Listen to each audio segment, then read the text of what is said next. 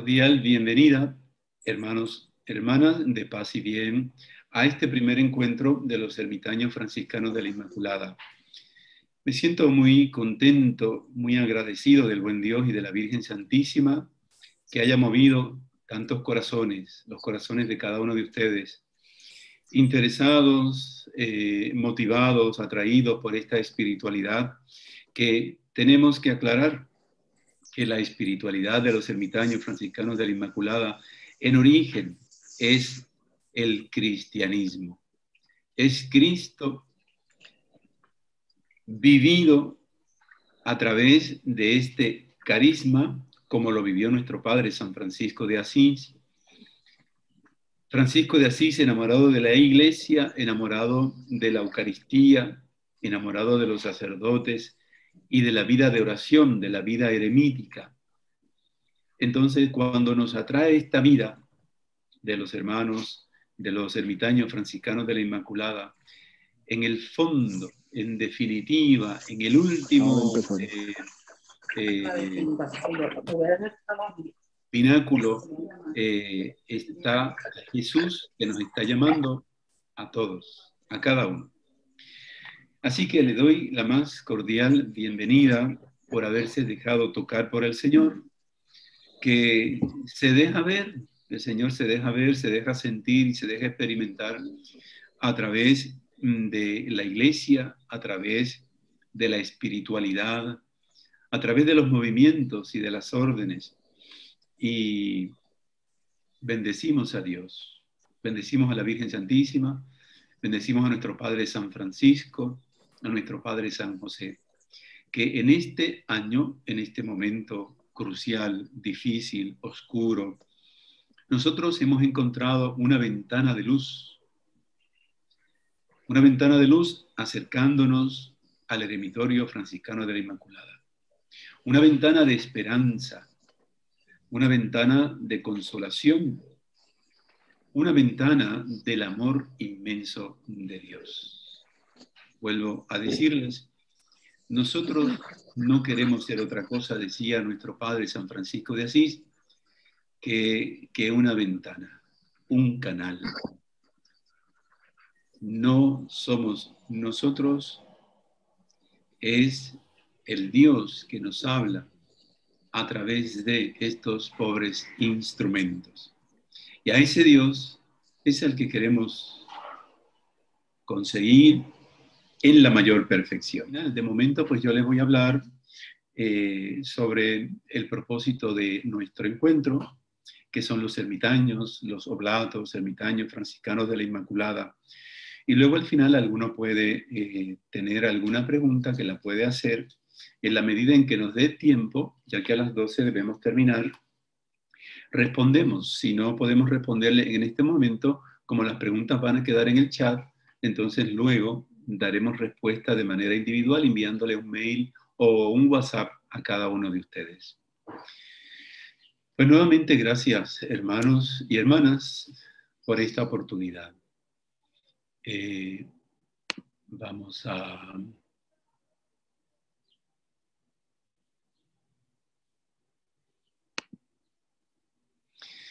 Bien. Dice anclaje, cuando ustedes quieren poner una imagen, si quieren poner ahora la visión mientras yo estoy hablando, van allí donde dice a la izquierda de en la parte de arriba, tiene unos settings y dice anclaje. Usted le da ahí anclaje y entonces donde está mi pantalla, para que usted pueda ver entonces mi pantalla. Otra recomendación, bueno, por lo menos así lo hice yo. Bien, hermanos, primer encuentro. En el nombre del Padre, y del Hijo, y del Espíritu Santo. Nos ponemos en presencia de Dios nuestro Padre. Agradecemos a nuestra Madre la Virgen, a San José, nuestro Padre espiritual, a nuestro Padre y Fundador, el San Francisco de Asís, y a todos nuestros santos protectores que vengan sobre nosotros, que nos asistan durante estos minutos que vamos a estar juntos compartiendo este primer encuentro, esta charla familiar, amena, cercana, sobre qué significa ser un oblato ermitaño franciscano de la Inmaculada, igualmente un oblato ermitaño franciscano de la Inmaculada asociado. Padre bueno, nos dirigimos a ti con las palabras que nos enseñó tu Hijo, para que en toda ocasión la rezáramos. Pedimos el corazón de Cristo, pedimos el corazón de la Virgen, para dirigir con la mayor perfección la oración que tu Hijo Jesucristo nos enseñó. Padre nuestro que estás en el cielo, santificado sea tu nombre, venga a nosotros tu reino, hágase tu voluntad en la tierra como en el cielo. Danos hoy nuestro pan de cada día, perdona nuestras ofensas, como también nosotros perdonamos a los que nos ofenden. No nos dejes caer en la tentación y líbranos del mal. Alégrate María, llena de gracia, el Señor es contigo. Bendita tú eres entre todas las mujeres y bendito es el fruto de tu vientre, Jesús. Santa María, Madre de Dios, ruega por nosotros pecadores, ahora y en la hora de nuestra muerte. Amén. En el nombre del Padre, y del Hijo, y del Espíritu Santo. Amén. Ave María Purísima. Pues bien, hermanos,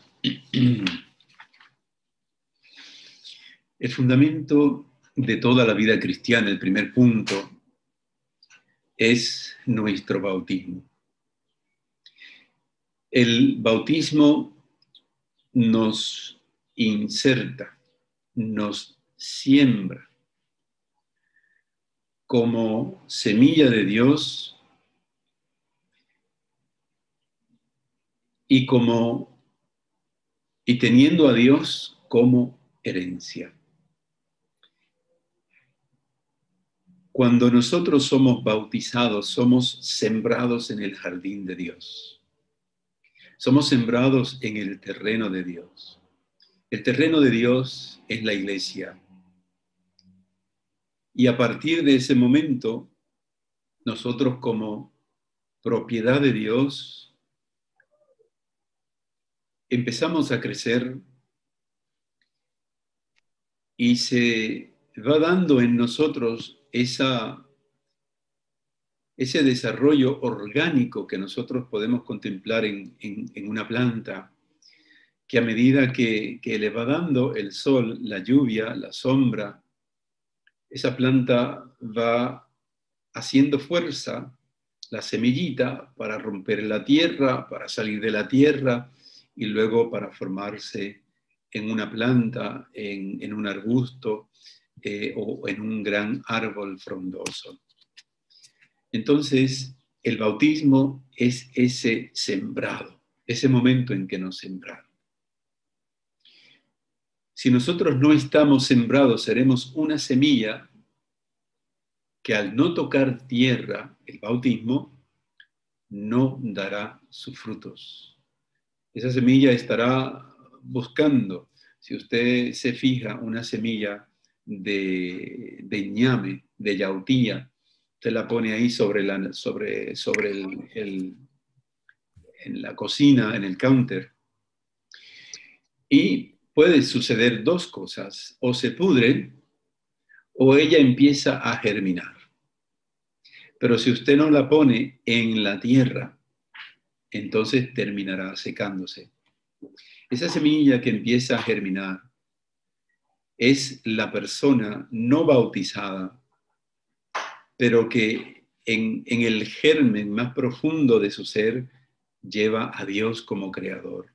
Y como lleva a Dios como creador, lo busca. Entonces empieza ese retoñido a pedir tierra, a pedir el bautismo. Porque a raíz del bautismo recibiremos nosotros todas las gracias suficientes y necesarias para crecer, desarrollarnos y dar fruto. Bien. Por lo mismo, toda otra acción en el camino de la gracia y de la virtud, en orden a nuestra mayor santificación, se fundamenta en esta llamada que tú originaste a la santidad. Digo que tú originaste porque la voluntad mía fue la de mi padre y mi padrino en aquel momento. Y al ellos sembrarme en el terreno de Dios por el bautismo, sembraron en nosotros el deseo de la santidad.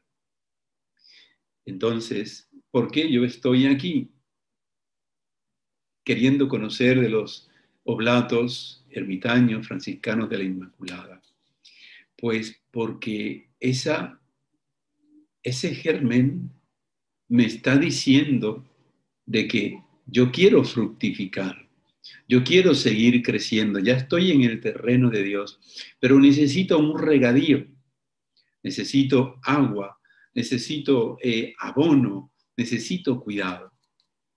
Entonces, cuando nosotros nos acercamos a fortalecer nuestra vida espiritual y cristiana con un carisma, en este caso el carisma nuestro, no es otra cosa que un impulso, un movimiento de Dios y del Espíritu Santo para que se dé esa planta, ese gran árbol que Dios ha querido siempre de mí.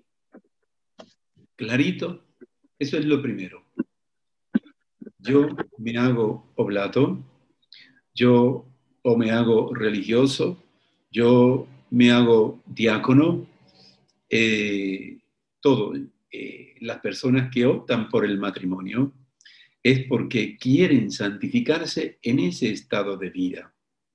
Entonces, junto a ese estado de vida, matrimonio, diaconado, sacerdocio, vida laica, soltera, yo quiero dar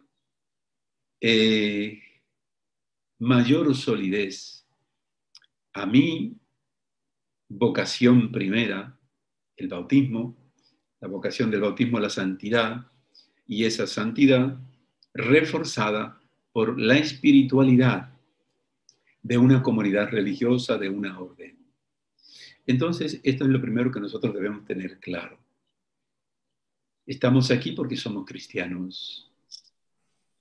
Alguno estaba en el chat y decía que él no era católico, pero estaba en el chat porque él quería crecer y esto le llamó muchísimo la atención. Él quería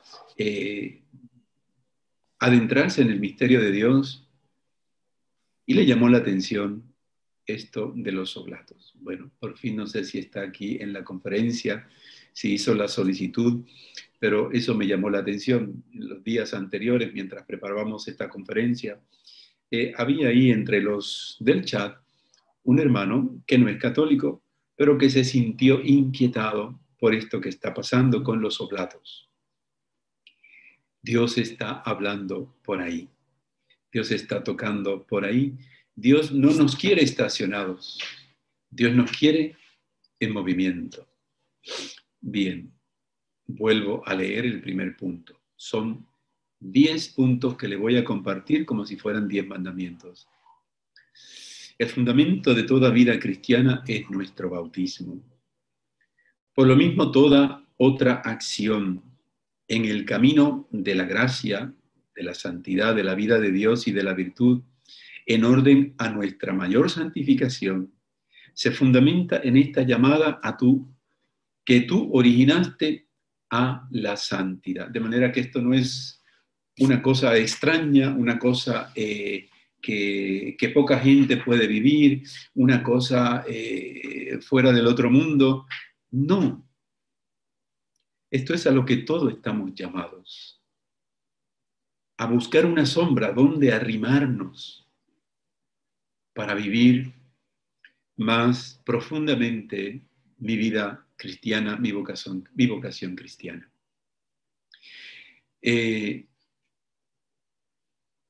Estamos llamados y caminamos en una respuesta de santidad. El que no quiere ser santo, ni siquiera cristiano puede ser.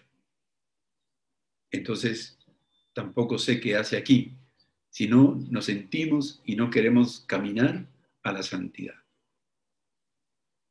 Para nosotros los religiosos separados del mundo, para ustedes en medio del mundo. Y también algunos de ustedes, aunque están en medio del mundo, están separados del mundo. Y Dios también los puede llamar. Por eso hay 2 grados de oblatos. Los oblatos, y es más, yo podría decir que habrá 3. Es el que se afilia a la comunidad de ermitaños sin el compromiso del hábito. En segundo lugar está el segundo que hace el compromiso de llevar el medio hábito que nosotros usamos. Y en tercer lugar, de seguro de esos que usan el hábito, habrá hermanos oblatos, laicos, que quieran retirarse totalmente del mundo, no se sienten llamados al convento, a la vida religiosa, pero sí a llevar una vida penitente en su casa. Pienso como un hermano que nos está siguiendo y que lleva una vida de ermitaño, pero no está vinculado a ninguna comunidad y que ha querido vincularse a nosotros, nuestro hermano Davide de Italia. Entonces, como también en nosotros los oblatos, eso puede existir. Ahora estamos nosotros en este estilo de vida, pero puede que entre nosotros, y esto se puede dar y está previsto en nuestras constituciones, que alguno, un fraile después de algún tiempo, quiera llevar una vida totalmente más oculta y quiera que le hagamos una ermita allá en el monte y quiere irse a vivir mucho más retirado, totalmente retirado. Bueno, bendito Dios. Esto también se puede dar, porque los carismas de Dios son ilimitados y la acción del Espíritu es ilimitada. Nadie le puede poner límite. Esto ha sucedido en la historia de la vida religiosa y de la vida monástica por mucho tiempo. Por ejemplo, en el movimiento apostólico de Schoenstatt, que es un movimiento de nuestros tiempos. Es un movimiento apostólico, son institutos de vida secular y hay sacerdotes, hay hermanas, hay laicos, hay matrimonios, hay juventud, hay señoras, pero también dentro de la familia de Schoenstatt hay una comunidad de hermanos contemplativos que son sacerdotes. Y dentro de esos contemplativos hay 2 que han querido retirarse a la vida eremítica en el santuario de Sion en Alemania. Entonces, es un movimiento apostólico abierto al mundo, la predicación, la misión, pero tiene también esta dimensión de la vida oculta, silente, la vida contemplativa. Así que es lo que el Señor quiere hacer con nosotros igualmente. No podemos ponerle tapices y topes al Espíritu Santo, sino que si el Señor les ha llamado a ustedes a vincularse a nosotros, nosotros no podemos decir, no, solamente queremos nosotros. No, el carisma que Dios nos da es para toda la iglesia. Matrimonios, laicos, jóvenes, adultos, diáconos, o sea, hay una grande sombrilla, es como el árbol de mostaza, que tiene una sombra inmensa y todos llegan a cobijarse en ella. Así también. Entonces, ¿qué se nos pide? Vivir los consejos evangélicos. Viviendo los consejos evangélicos. ¿Cuáles son los consejos evangélicos? Jesús nos dio muchos consejos en el Evangelio. Pero de entre todos esos consejos, los 3 votos de pobreza, obediencia, castidad, y para nosotros hay un 4 compromiso, que es la vida nazaretana, la vida oculta, humilde y silente. Para nosotros, dentro de nuestro estado de vida como ermitaños, para ustedes como oblatos, vivir la pobreza, viviendo no ostentosamente, sino con lo necesario. No es que vamos a tirar las butacas por la ventana y nos vamos a poner sillas de madera. No, no, no es eso. Es vivir modestamente. En segundo lugar, y sobre todo para Francisco, la pobreza, Francisco le llama sin propio. Que aunque yo puedo tener esto lleno de sillas, como pasa, aquí tengo unas 4, 6 o 7 sillas, pero yo solo uso una silla, pero las demás sillas están a disposición de los demás. Incluso la silla que yo estoy utilizando no es mía, la utilizo, pero no es mía. Por esto, en el lenguaje que nosotros utilizamos, nuestras sillas, nuestras mesas, nuestra habitación, todo es nuestro. No podemos decir, este es mi cuarto, esta es mi computadora, esta es la que yo uso, pero la puede usar cualquier otro, porque no podemos tener apropiación. Esa sería la pobreza para ustedes como oblatos. Como nos dice San Pablo, ¿no? Vivir, aunque vivamos en abundancia, pero como si no tuviéramos nada. Las cosas son de quien las necesita. La obediencia a Dios, la obediencia a Dios a través de los sacerdotes, a través de nuestros obispos, obviamente siempre y cuando ni el sacerdote ni el obispo estén en contra de la enseñanza de la Iglesia Católica. Eso quede claro. Estamos llamados a obedecer la doctrina, lo que es la doctrina por parte de nuestros pastores, pero lo que no es doctrinal, no estamos obligados a una obediencia, estamos llamados a respetar las opiniones que puedan tener nuestros pastores sobre diversos temas del mundo, de la salud incluso, son temas, incluso el Santo Padre lo puede tener, su opinión, pero no podemos confundir una opinión, un pensamiento, con la doctrina oficial de la Santa Madre Iglesia. A eso me refiero. Obedientes a la santa doctrina de la Iglesia a través de nuestros pastores. La obediencia a nuestros mayores, a nuestros padres, la obediencia en el matrimonio, la obediencia al matrimonio, a la familia a la que pertenezco, a los hijos a los padres. ¿Cómo es eso de obedecer a los hijos? Bueno, yo obedezco a mis hijos cuando hago lo que como padre y madre me corresponde hacer por ellos. Esa es la obediencia. No es que tengo que hacer lo que mis hijos me dicen. No, yo tengo que hacer por mis hijos lo que me dicen los principios, los valores y la fe. La castidad para ustedes, hermanos y hermanas oblatas, es vivir en castidad, no es no casarse, es vivir en fidelidad a su estado de vida, en fidelidad a su cónyuge. Y los que no están casados, en fidelidad, entonces, una castidad consagrada perfectamente, lo más perfectamente posible. Por esto, los hermanos que no reciben el hábito no están obligados a hacer el voto. Sin embargo, vuelvo a decirles, por nuestro bautismo, todos estamos llamados a ser pobres, a ser obedientes y a ser castos. Por eso hay 2 mandamientos, 6º y el 9º, que nos motivan a vivir en castidad. 6º, no cometer actos impuros. El 9º, no consentir pensamientos, deseos impuros.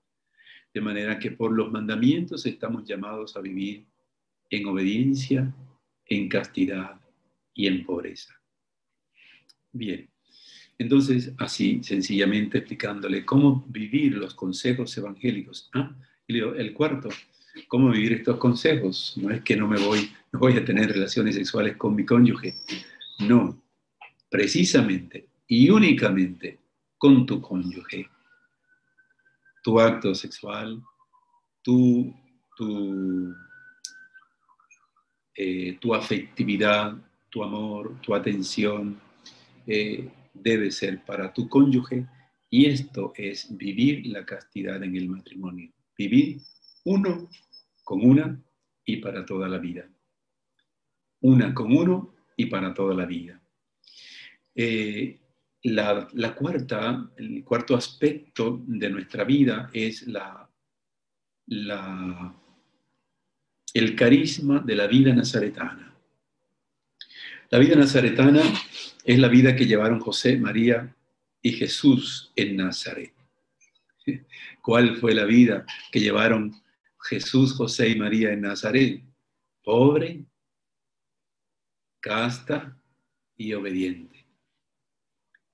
Y María no era monja, José no era sacerdote, eran esposos, vivían en castidad. José y María de una manera particular, sin entrar en la relación sexual, ellos vivían totalmente consagrados a Jesús, su Hijo, desde una vida silente, humilde y oculta. ¿Qué significa esto para ustedes? No busquemos llamar la atención, no busquemos las cámaras, los espectáculos. Queremos llevar una vida simple, una vida humilde, no buscando protagonismo que no sea el del Evangelio. El protagonismo del Evangelio es la cruz de Cristo. Esa cruz es la que nos levantará en alto, para que los demás contemplen la gloria de Cristo en mí, en cada uno de nosotros, en nuestra vida, en nuestro sacrificio inmolado, nuestra enfermedad ofrecida. Ahí es entonces cuando llamaríamos la atención, no porque nosotros ponemos un micrófono, un altavoz, sino por la manera silente, paciente y llena de amor con que nosotros vivamos los momentos difíciles de nuestra vida. Bien, entonces, vida nazaretana. ¿Cuál es la vida nazaretana? Oculta, humilde y silente. ¿Lo anotaron? Te le voy a dar un examen después. La vida nazaretana es la vida oculta, humilde y silente. Yo tengo esto en estas notitas aquí en este papel, el bosquejo, y luego entonces Arlene nos hará el favor de enviárselo por correo o por el WhatsApp para que todos lo tengan.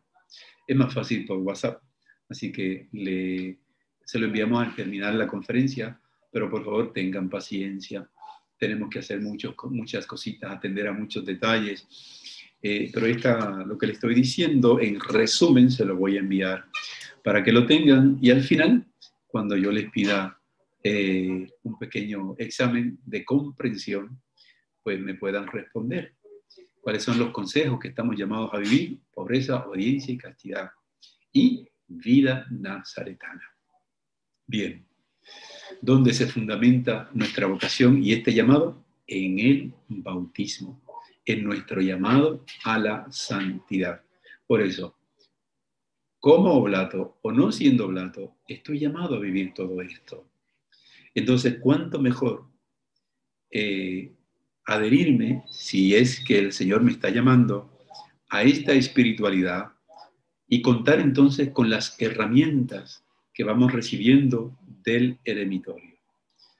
Seguiremos recibiendo una formación mensual, Dios mediante, no solamente para iniciarnos, sino también para continuar formándonos toda la vida. Hasta que muramos estaremos en este compartir, porque la vida del cristiano no acaba. Y el conocimiento de la vida cristiana no tiene tope. El Señor es la sabiduría infinita. Bien, paso a nuestro compromiso cristiano, tomados en conciencia. O sea, ahora les voy a poner los 10 puntitos, que serían como 10 preceptos, 10 mandamientos, 10 normas de la vida del oblato franciscano de la Inmaculada. Nuestros compromisos cristianos tomados en serio. En definitiva, es eso. Por eso yo diría que todo el que desee puede ser oblato. Todo el que desee caminar a la santidad, en el caso nuestro, el que se identifica con la espiritualidad de San Francisco de Asís, aquellas almas que aman grandemente a la iglesia, que aman los sacerdotes, que aman los religiosos, la vida consagrada, aquellas almas que se sienten fuertemente atraídas por la Virgen Santísima, son notas características nuestras. La iglesia, los sacerdotes, el Papa obviamente, la Virgen Santísima, la Eucaristía, la oración, son elementos que conforman este carisma, esta espiritualidad, dimensionado, todo esto dimensionado por nuestro llamado a la vida silente y oculta. Bien, lo primero, ¿qué es lo que se nos pide? La celebración diaria de la Santa Misa y la recepción de la Sagrada Comunión, de la Santa Eucaristía.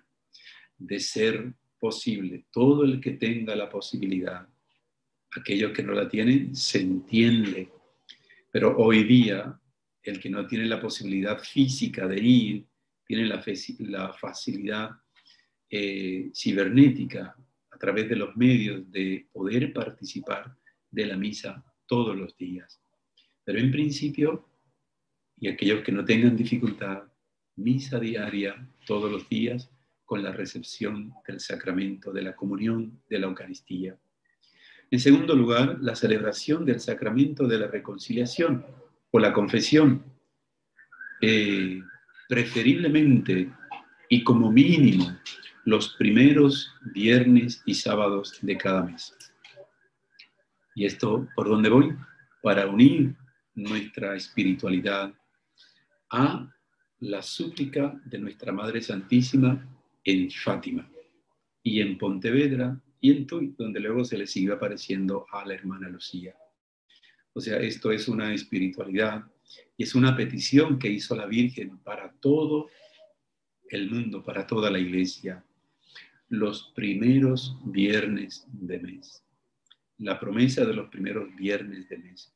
Por esto, cuando nos acercamos a la confesión, procuremos hacerlo los primeros viernes, primeros sábados, o el 8 días antes, 8 días después, dijo la hermana Lucía que era válido, porque no siempre vamos a poder hacerlo el mismo viernes o el mismo sábado, pero ya, por ejemplo, desde el fin de semana anterior yo estoy buscando la manera de confesar con la intención de desagraviar el corazón inmaculado de María, que es ofendido por la conversión de los pecadores y el triunfo del Inmaculado Corazón de María. Estas tres intenciones deben estar fuertes, presentes cuando vamos a confesar. En reparación del Corazón Inmaculado de María, la conversión de los pecadores y el triunfo del Corazón Inmaculado de María. Tercero, ¿qué se nos pide? La oración y adoración al Santísimo Sacramento cada jueves, por lo menos, en unión con nuestros sacerdotes y sus necesidades. ¿Cómo yo le puedo decir a una persona que lo amo, ¿verdad? A una muchacha, decirle, yo te amo, pero te veré cada 4 o cada 3 meses, te veré. Pero, ¿y tú quieres ser mi novia, mi novio? Sí, sí, pero no tengo mucho tiempo. Te puedo ver cada 4 meses.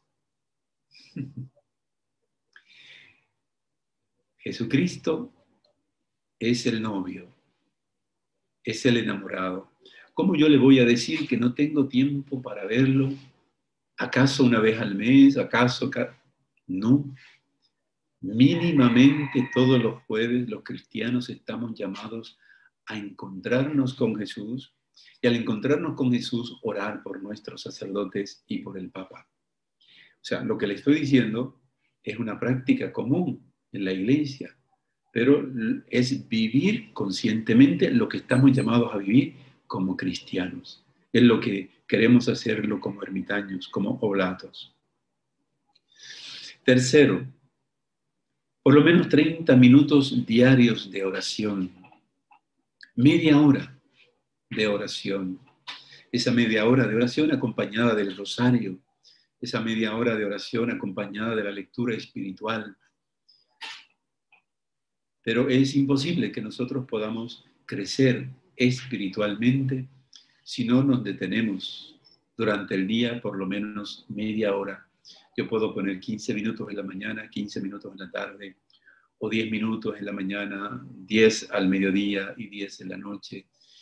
Esto es un plan, hacer un plan, un propósito, y sí lo podemos lograr, seguro que lo podemos lograr. Un alma que no ora es imposible que camine hacia la santidad, ya que la oración es la respiración del alma. Quinto, el rezo diario del Santo Rosario en respuesta a nuestra Madre del Cielo. Esto yo lo estoy poniendo como los requisitos, pero todos como cristianos hacemos el rosario. Que estamos llamados a que hagamos este Santo Rosario conscientes de nuestro compromiso, de que la Virgen nos lo pidió hace 104 años en Fátima para conseguir la paz. El mundo está al borde de una guerra en este momento. ¿Cuántos habrán echado mano del rosario para aplacar esta posible guerra? O para aplacar incluso, si se da la guerra, las consecuencias mundiales que esto puede tener.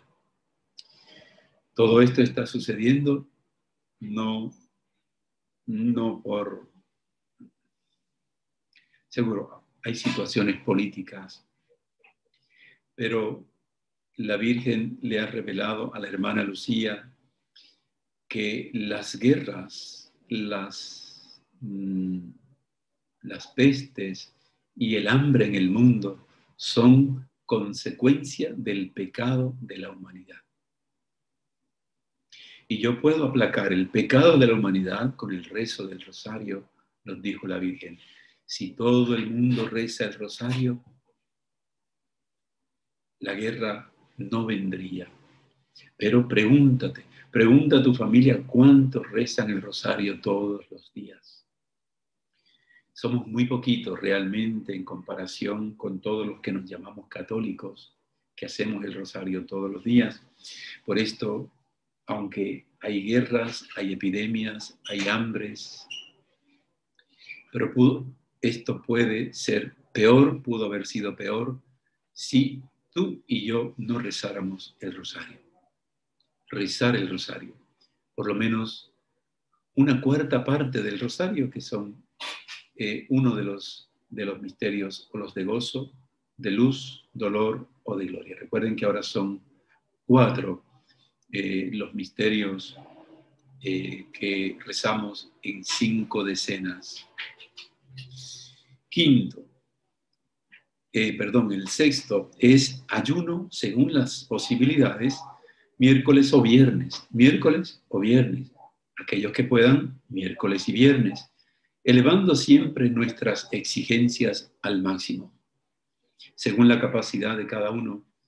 Pero vuelvo a decir, este es el quinto, el sexto mandamiento, el cuarto mandamiento de la Iglesia es ayunar y abstenerse de carne cuando lo manda la Santa Madre Iglesia. El precepto es el miércoles de ceniza y el viernes santo, el ayuno obligatorio. Pero sabemos que tradicionalmente todos los viernes del año es día de ayuno, de abstinencia y de oración. ¿Qué es lo que queremos hacer? Retomar esta riqueza que lamentablemente como iglesia hemos perdido.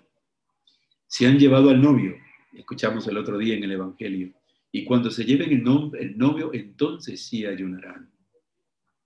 Jesús ha ascendido al cielo, pero fue raptado antes de ir al cielo para llevarlo a la cruz del Calvario.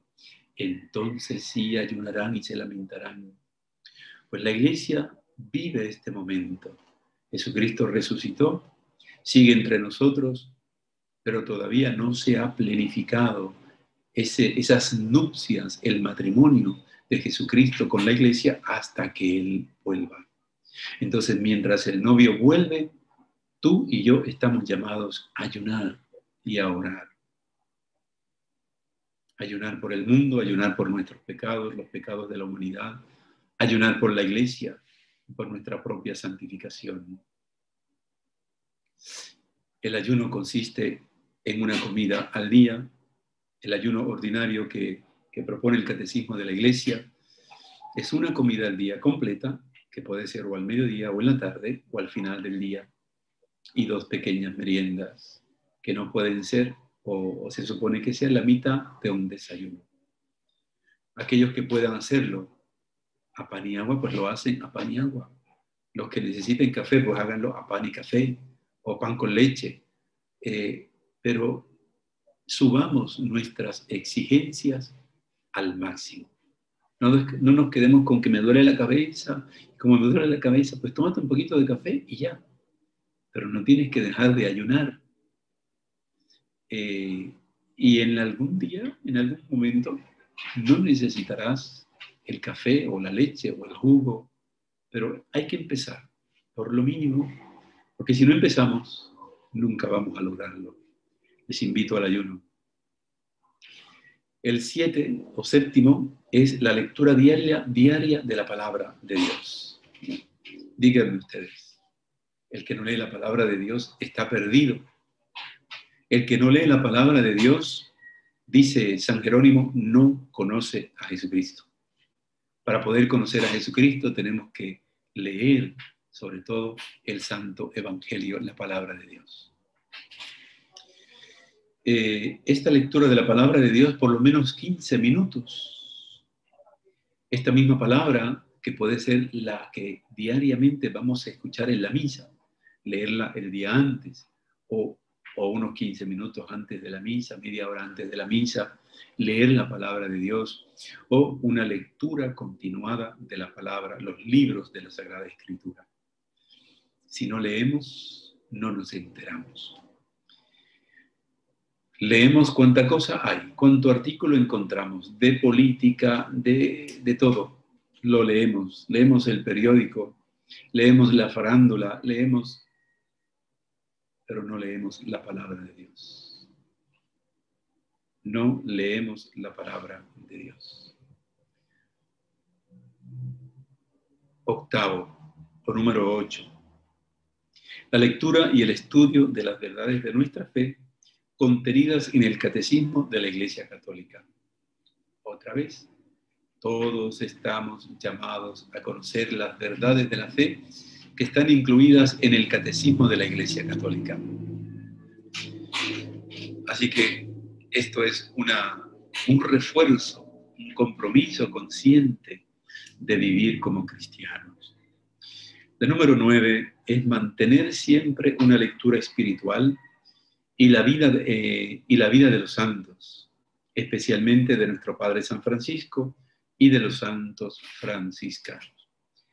Un cristiano que quiere crecer en la vida espiritual no puede estar sin un libro en la mano. Yo termino de leer un libro y agarro otro. Termino y tomo otro. Eso es la lectura espiritual, alimentarnos espiritualmente, ya sea con la vida de los santos o ya sea leyendo un libro de espiritualidad. Por ejemplo, necesito crecer sobre la obediencia, pues voy a leer un tema de obediencia. Necesito creer sobre la caridad, pues leo un libro, un tema sobre la caridad. Sobre la pureza, la castidad, pues leo un libro tal.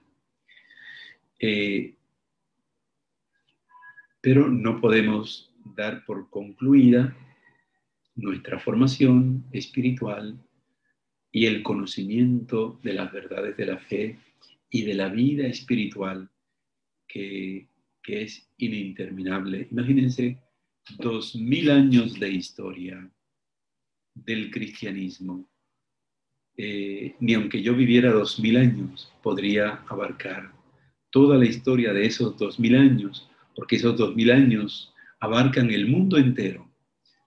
Y aunque yo viva 2000 años, tal vez puedo abarcar aquí en Puerto Rico o en Cuba o en Europa o en Oceanía, pero no voy a alcanzar a conocer toda la historia cristiana de los 2000 años. Por esto nunca podemos dejar de estudiar, de leer y de conocer la historia de los mártires, de los santos. Y número 10, y no la menos importante, hacer parte importante de nuestra vida espiritual por el estudio, la devoción a la Santísima Virgen María. La Virgen María está junto a nosotros y es la que va a inspirar y llevar a plenitud todos nuestros proyectos, incluso el proyecto de la santidad, porque María es el proyecto acabado de la santidad de toda la Iglesia. Por consiguiente, necesitamos de la Virgen Santísima, nuestra devoción a la Virgen Santísima, leer cuanto encontremos saludablemente de la Virgen Santísima, ya yo les iré recomendando libros. Profundizar en las intenciones del Inmaculado Corazón de María, en sus mensajes, particularmente de Fátima, a los 3 pastorcitos. Es parte de nuestra misión. Yo les estoy compartiendo últimamente a mis feligreses y a quienes espiritualmente acompaño que la historia humana, nuestra historia presente, no la podemos entender si no conocemos qué sucedió en Fátima y qué dijo la Virgen Santísima en Fátima. ¿Qué dijo de la política? La Virgen habló de política, habló del comunismo, habló de Rusia. La Virgen habló de la realidad, sin pelos en la lengua. La Virgen, como está en Dios, en el cielo, obviamente sabe todo lo que va a suceder. Entonces la Virgen nos advirtió lo que nosotros estamos viviendo hoy, esta posible amenaza de Rusia que pueda dañar el mundo por medio de la guerra. La Virgen lo dijo, si no rezan, si no nos convertimos, Rusia esparcirá sus errores, que no es solo el comunismo, no es solo el comunismo, la ambición, el odio, la dominación, la guerra, entre tantos, entre otros tantos. Todo lo vamos a ir conociendo en la medida en que vayamos leyendo el mensaje de Nuestra Señora de la Virgen de Fátima en la vida de la hermana Lucía, que les voy a ir presentando también en segmentos que vamos a tener cuando hablemos de la Virgen Santísima. Esto sería todo, hermanos. Entonces, para las personas que hacen el proceso de los 6 meses, cuando lleguemos al final, ¿qué va a pasar al final? Pues bueno, al final entonces yo me decido si voy a ser ermitaño,